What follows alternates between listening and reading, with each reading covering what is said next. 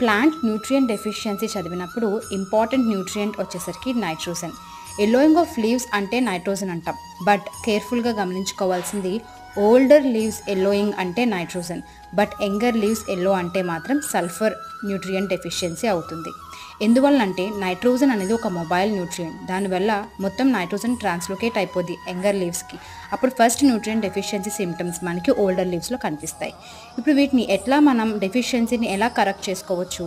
Organic matter use చేయవచ్చు, bio fertilisers use చేయవచ్చు, normal fertilisers కూడా ఉపయోగించవచ్చు. మనం కరెంట్ అఫైర్స్ ఓరియంటెడ్లో కొన్ని ఇంపార్టెంట్ కంటెంట్ చూద్దాం. నానో యూరియా రీసెంట్గా ఇఫ్కో అనేది మనకి రిలీజ్ చేసింది. ఇది 4% ఆఫ్ నైట్రోజన్ ఉంటుంది దీంట్లో. అండ్ కల్లోల్ గుజరాత్లో ఫస్ట్ ప్లాంట్ అనేది ఎస్టాబ్లిష్ చేశారు.